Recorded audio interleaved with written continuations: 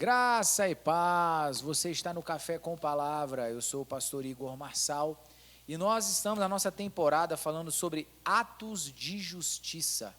Então fica com a gente aí, acompanha. Se você não é inscrito no canal, se inscreva, ative as notificações aí e esteja aí sempre recebendo aí as informações, né, dos novos vídeos que vão ser lançados aqui no Café e no canal como um todo. Então vamos embora, vamos lá, vamos para o vídeo.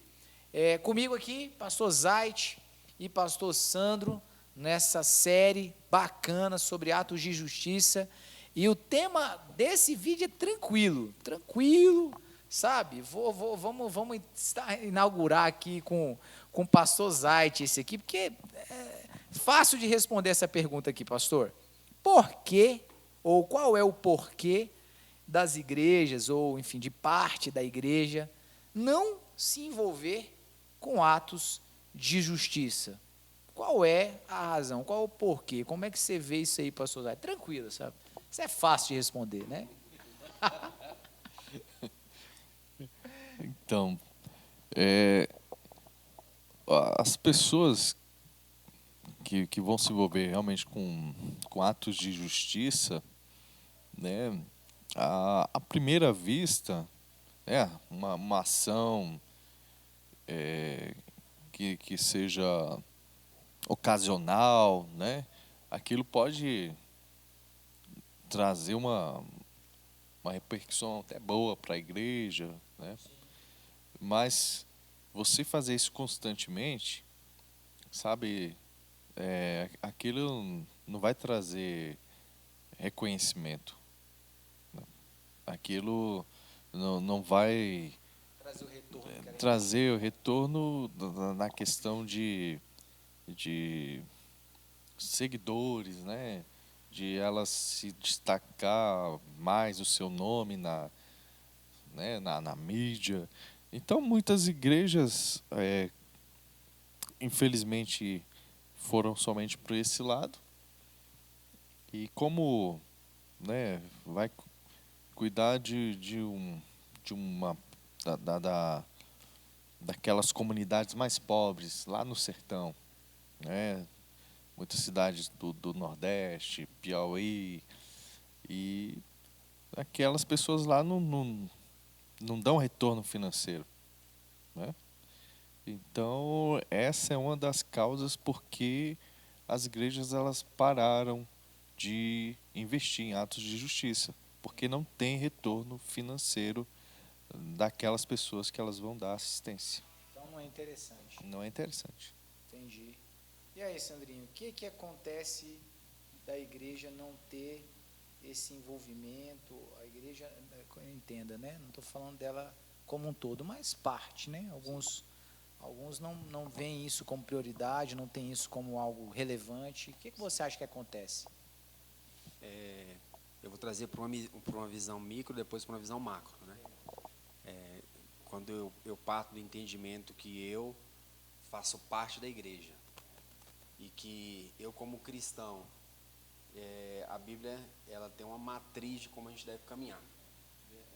Então, ela tem me ensinado que eu, como cristão, eu, pessoa individual, eu preciso fluir em atos de justiça. A partir do momento eu não vou terceirizar a responsabilidade para outro. Então, eu vou fluir, eu não vou limitar o ato de justiça a uma ação social ou a um projeto ou algo mais tribal. Deixa eu explicar essa questão tribal. Eu não creio numa igreja tribal, creio numa igreja plural. Creio na manifestação dos dons. 1 Coríntios capítulo 12 vai falar que Deus põe cada um onde Ele quer, da maneira que Ele quer, para o propósito que Ele quer, para o tempo que Ele quer. Então, cada um no corpo vai fluir em algo. Eu já cometi o erro, nossa igreja ela é bem missionária, né? E nós temos muito a pegada urbana, e evangelística urbana, Cracolândia, prostíbulo, bem essa pegada mais underground, digamos assim. E eu já cometi o erro de falar assim, todo mundo tem que ir para a rua, todo mundo tem que ir para a praça. Só que, na verdade, tinha pessoas que não se sentiam confortável, não é porque não amava aquela vida que estava na rua, ela não se sentia confortável, tinha medo, tinha insegurança, tinha outras questões que impediam dela fluir, mas ela queria participar do processo. Sim. Então, ela ficava na intercessão, ela ajudava a fazer os alimentos, ela ajudava na captação de recursos. Ao final, nós entendemos que todos precisam participar. Sim. Toda igreja tem que participar em algo no processo. Isso vem de uma conscientização que nós devemos trazer. Essa visão mística da igreja, eu vejo isso como um problema, né? Aquela questão super mística, eu vejo anjo voando, a glória está caindo, o fogo está caindo, e limita a vida simplesmente ao culto. Né? Sendo que existe a importância do culto coletivo, assim como o culto individual, mas também existe a importância do evangelismo, existe a importância da ação social, existe a importância de termos um almoço de comunhão. Claro. Né? Então, quando eu falo a questão tribal, eu falo assim, não, a minha igreja, ela é a igreja que flui nas Cracolândias. O foco dela é isso. É muito difícil, porque depois que você resgata a Cracolândia, para onde você vai levar essa pessoa? Depois que você tira ela de lá, como que você vai cuidar da família dela? Não, minha igreja é a igreja de jovens. Não existe igreja de jovem, porque o jovem vai casar e daqui a pouco... Ele vai embora? Ele vai embora. Outra igreja? Né? Então, essa questão da conscientização a respeito de ato de justiça é algo que nós, até como pastores, nós precisamos estar fundamentando, estar ensinando o tempo inteiro para que isso se torne uma prática. De fato, foi criado esses termos evangeliqueis, esses formatos de ato de justiça, de como deve fluir, que tem que ter visibilidade. Cara, eu conheço igreja super relevante. Super relevante. Você não gosta muito dessa palavra, né? Eu também estou meio assim com ela. Mas eu vejo igreja super relevante. Ele não tem uma página na rede social. Fala, meu irmão, que igreja sensacional. Onde você vê que todos fluem, todos têm um entendimento. Porque isso precisa ensinar. Assim como nós ensinamos sobre louvor, sobre adoração, sobre oração, sobre jejum, sobre dízimo, sobre oferta, nós precisamos ensinar sobre ato de justiça, para que isso se torne o quê? Um hábito, uma prática, onde eu não venha terceirizar a responsabilidade. Não, irmão, sou eu aqui, que conversa é essa? Antes da gente ter projeto, antes da gente ter outras coisas, era eu e a Ana, falou, opa, a gente creu, a gente entendeu, é nós. É isso aí. Nós mesmo, nós vamos fluir. E aos poucos a gente foi criando essa consciência nas pessoas, onde lá na nossa comunidade, eu acho isso muito legal, as pessoas já têm um hábito de repartir. Vira e mexe e fala, pessoal, estou com um negócio aqui, quem quiser vir buscar, estou com isso aqui, quem quiser vir buscar. E isso é legal. Mas eu entendi que eu, como pastor da congregação, eu preciso ensinar. As pessoas às vezes são mal ensinadas. Nós focamos muito numa coisa e esquecemos outra. A gente vai muito por uma linha e esquecemos de ensinar a outra. Aí a pessoa fica manca. Verdade. Ela cuida muito. Aí, não, minha igreja, o foco dela é no louvor. Como assim? Não, cara, tem que louvar, tem que evangelizar, tem que cuidar. Não está lá nas escrituras, não está lá o manual para nós. Então, vamos fluir nela em sua integralidade, não só numa área. Porque é disso aí que surgem as correntes teológicas, né? Sim. E isso é um problema, né? Gigante.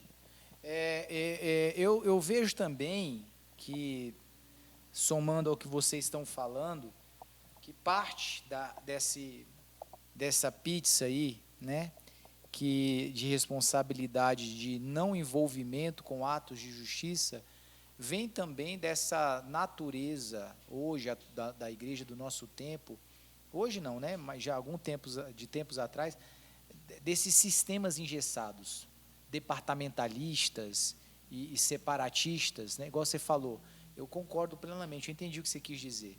A igreja, se ela segue uma única característica ou manifestação do Espírito, ela vai ficar vulnerável ou incompleta em todas as outras, né? A necessidade do fluir das designações ministeriais, o apóstolo, o profeta, o evangelista, o pastor, o mestre, e tudo aquilo que se desdobra dessas atividades, né, tudo aquilo que flui dessas ações aí, são necessárias para aquilo que Paulo disse em Efésios se cumpra. Não haja mais imaturidade, não haja mais inconstância, mas haja completude, haja maturidade, haja discernimento, haja crescimento. Então, um dos aspectos foi essa nossa... essa nossa maneira de pensar igreja voltada a esse elo, sabe, separatista. Porque esses elos separatistas, no decorrer dos anos, se mostraram ineficientes, né? foram eficientes durante um tempo, mas depois os seus vícios começaram a se apresentar em decorrência da gente começar a ver uma série de elementos, competitividade, ações sem propósito, cumprimento de tabela, é o cara que assume do que passou, e o que passou já estabeleceu que tem um congresso, que tem não sei o quê, que tem não sei o quê, que tem não sei o quê, ele tem que fazer aquelas mesmas coisas. Então, virou-se um ciclo de ações, de atividades, onde as pessoas nem mais sabem por que estão fazendo aquilo, né? Nem sabem mais a razão daquilo acontecer. Gasta-se uma energia, como a gente já falou no vídeo anterior, fazendo aquilo que Deus não mandou, e quando chega a hora de fazer o que Ele manda, a gente já está esgotado, já ninguém quer saber de mais nada disso. Então, assim, eu vejo que primeiro ponto é isso, esse sistema nos engessa, nos deixa preso a fazer ele, e quem vive no sistema, desses sistemas religiosos bem robustos, o cara não tem tempo para pensar em nada. Ele acaba um negócio já começando pensando no outro.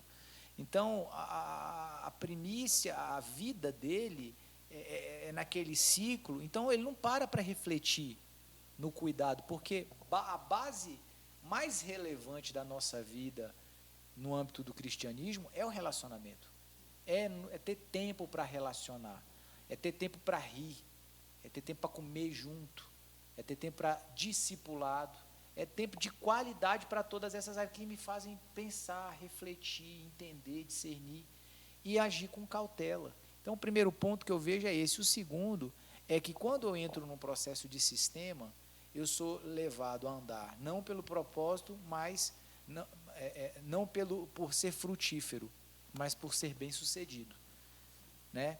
Eu faço essa distinção para ajudar. É claro que, assim, se a gente for trabalhar as nomenclaturas, pode não parecer ter diferença nenhuma, mas a razão de eu fazer essa separação é para explicar a seguinte questão. A pessoa, ela é bem-sucedida, ela ser bem-sucedida, eu entendo bem-sucedido nesse sentido aqui, o que eu estou querendo falar, estou usando a expressão para explicar, é alguém que no âmbito natural, ela consegue realizar o que lhe é proposto. Então, eu recebi algo que eu tenho que fazer, que o outro fez, o outro, então, se eu fizer, eu sou bem-sucedido. Então, eu preciso buscar o resultado de ser bem-sucedido. Ser frutífero é diferente. Porque ser frutífero está ligado ao reino dos céus. E dentro dessa premissa, às vezes ser frutífero vai ser uma derrota para o bem-sucedido. Porque quando você fala de atos de justiça, o ser frutífero, eu penso naquela alma. Eu penso naquela vida sendo reinserida na família de Deus, enxertada na videira e podendo florescer. O bem-sucedido pensa no retorno que aquela pessoa tem para mim. Eu vou investir meu tempo em você, mas será que vale a pena? É por isso que boa parte desses projetos de discipulado deu errado. Por quê? Porque eu olhava para a pessoa já pensando no benefício que ela pode me dar. Não, o Sandro, ele vai ser meu 12, porque o Sandro, ele tem uma função, ele é gerente, ele é alguém, ele é um cara estudado, então você serve para ser meu 12. Agora o seu José, que não tem quase dente nenhum na boca e mal consegue, né, pagar, se sustentar, não, esse aí não serve para ser meu 12, não. Entende? Então, por que esse tipo de projeto fracassa? Porque as pessoas são medidas pelo recurso financeiro que ela tem, pela capacidade intelectual que ela demonstra. Então, isso não funciona no reino dos céus. Não é assim que funciona lá. Eu não sou medido nem examinado pelo que eu posso proporcionar, mas é pelo que eu sou. Não é? Jesus escolheu os piores, porque no ambiente dos ensinos bíblicos, a galera não explica isso, né? Mas devia explicar, né? Quem era João? Quem era Pedro e André? Quem era Tiago e João? Esses meninos tomaram bomba na escola da sinagoga, né? Foi aqueles que vieram e falaram: olha, esse aqui não dá certo, não, leva para casa. Ele vai ser um bom pescador, esse menino aqui, ó. Vai ser um pescador top, porque para cá, ó, não serve não. Tomaram bomba, e foram os que Jesus primeiro escolheu, né? Agora, quer dizer que Jesus só escolheu gente assim? Não, ele também foi lá no Levi, foi lá no Paulo, depois, né, de muita coisa. Gente que também tinha determinado capacidade, né, de intelectual, porque não tem a ver com isso, tem a ver com o que a pessoa é. Então, eu vejo que boa parte da falta de envolvimento com atos de justiça é a falta de percepção de querer ser frutífero, ao invés de simplesmente querer ser bem-sucedido. Então, eu vejo muita gente hoje querendo ser bem-sucedido. Então, vamos lidar com isso, que o nosso recurso tem que ficar aqui, nosso dinheiro é nosso, nós vamos construir para nós vamos fazer o nosso cercadinho aqui, ninguém entra, e o resto? Não, o resto que se vire para lá, cada um com seus problemas. Né? E isso eu não sei nem que nome dá para isso, me ajuda, que nome que a gente dá para esse tipo de pensamento aí? O que você acha, Sandro, disso daí? Difícil, né?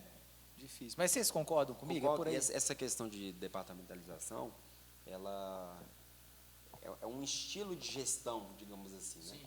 Isso é um estilo de gestão que vem do século, acho que 18 ou 19, e já mudou esse formato. Inclusive, em empresas já mudou esse formato. Né? Não existe mais essa ideia de que todo mundo responde a um ser supremo, a um ser superior. Não. Existe a cooperação entre todos. Né? Então, quando a gente traz para a questão eclesiástica, não funciona. Porque nem na empresa funcionou, que é algo bem racional, não tem a ver com a questão espiritual, realmente é resultado, medindo por resultado. Quando a gente traz para a questão de eclesiástica, se torna muito algo mecanicista mesmo. A pessoa está naquele departamento, ela quer apresentar um bom resultado, mas e outra parte ali não estava funcionando. Não, eu fui chamado para isso aqui. É problema meu. Não é problema meu. E ele acaba não se envolvendo com o todo. Né? Eu entendo, quando Paulo fala sobre corpo, 1 Coríntios capítulo 12, acho que versículo 20, é certo que há muitos membros, mas um só corpo. E Deus coordenou o corpo de tal maneira que ele pôs cada membro no lugar onde ele quis.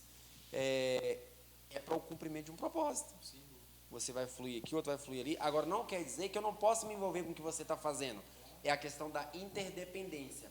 A departamentalização não gera interdependência, gera individualidade. Isso. Onde você tem um departamento, você está tocando o teu isso. Se o meu está ruim, não importa. Se eu te der um cargo no início do ano, você tem que entregar no final do ano melhor do que você recebeu. Com mais oferta, com mais gente, com mais evento, com mais likes, com mais seguidores, você tem que entregar. Já quando você olha para a questão do 1 Coríntios capítulo 12, que é a questão da interdependência do corpo, onde nenhum é mais importante que o outro, e onde ao menor dos membros for dado maior honra, maior importância, aí eu me preocupo. Opa, o Igor é responsável aqui por evangelizar povos ribeirinhos. Igor, mano, tá precisando de alguma coisa? Tá de boa? Tá tranquilo? Quer que a gente faça aí um período de intercessão? Tamo junto. Quando você estiver viajando, você quer que a gente dê assistência lá junto à sua casa, a Estezinha e Johanna? É diferente. Eu já vim de um sistema onde era a questão departamentalizado, e era exatamente isso. Eu pegava no início do ano, entregava no final do ano. Eu não me preocupava com os outros departamentos. Mas o conjunto de crianças está definhando. Não importa, eu sou líder de jovem. Aqui tem que estar bom. Tem que arrochar. Eu não olhava como uma vida. Falei, mano, ali tem 50 crianças. São vidinhas ali que daqui a pouco, como é que faz? Não tinha essa preocupação. É um sistema falido, na verdade. A questão da departamentalização é algo, e eu agradeço a Deus que aos poucos as pessoas têm se conscientizado, falam, não, peraí, vamos nos unir aqui, beleza, cada um vai estar responsável por algo, questão administrativa, eu acho isso até legal, para não parecer só os terroristas aí, né? Eu acho legal, fulano, você é responsável pela parte da cantina, beleza? Então, você vai ser responsável pela limpeza da cantina, pela compra dos alimentos, pelo cardápio. Legal, porque vai ter uma pessoa específica para aquilo. Mas não quer dizer que eu não posso me envolver. Irmã, está precisando de algum alimento? Está precisando que eu vá fazer alguma compra? Quer que a gente faça um mutirão para limpar? Né? Então, tem essa distinção. É a mesma forma de atos de justiça. Por que não se preocupa? Porque criou-se aquela ideia, departamento de missões. Não, e não sei se vocês já vivenciaram isso. Eu já vivenciei isso. A pessoa está precisando de um alimento. Não, você vai procurar o irmão lá do departamento das cestas básicas. Irmão, tu não está entendendo. Não sou eu não, eu sou dos jovens. Então, isso aí, eu concordo com você. Isso trouxe um problema. Grande, né? Grande. E aí, pastor Zayt? É isso aí? Não tem muito o que acrescentar.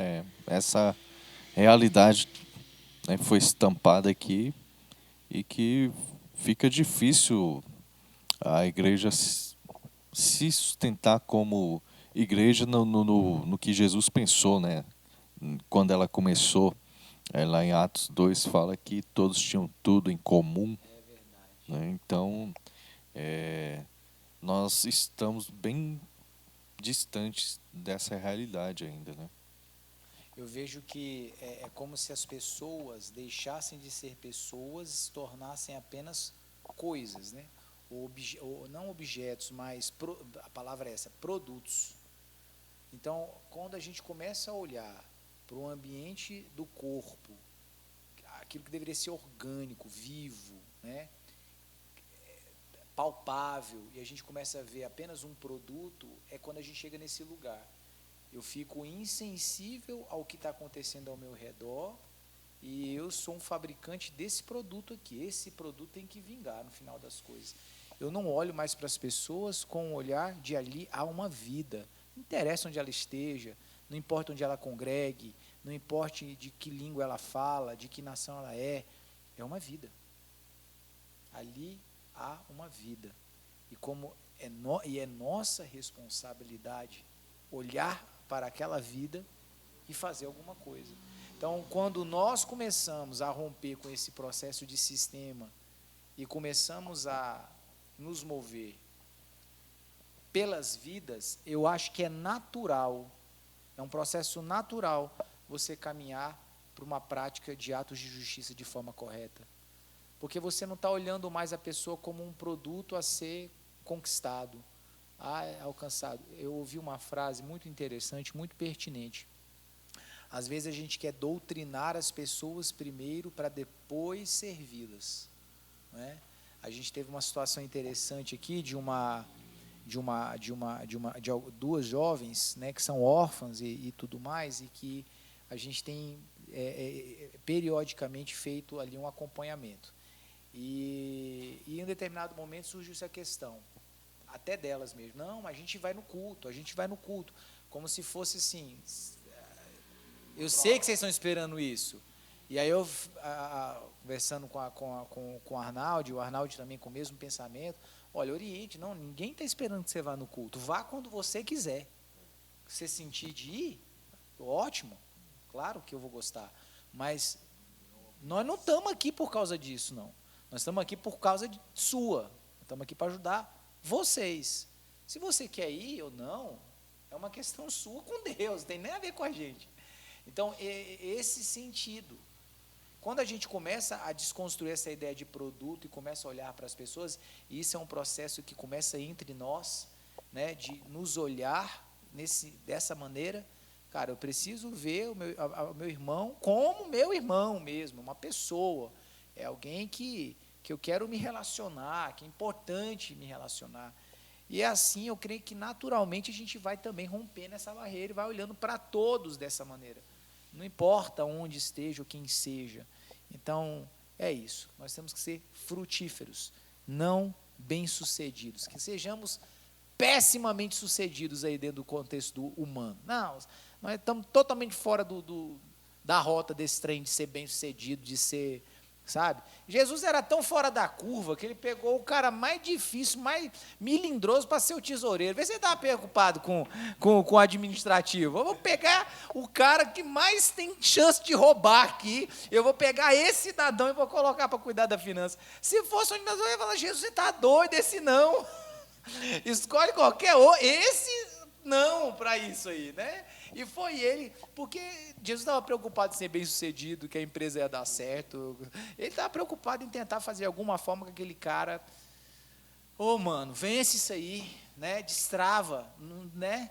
Então, é isso. A gente, às vezes, tem que tomar prejuízo se isso implicar ser frutífero, né? Então, é isso que a gente tem que fazer. Que Deus abençoe sua vida. Fique conosco. Ainda temos aí nosso fechamento desse momento nosso de ato de justiça. A gente se vê no próximo vídeo. Deus abençoe.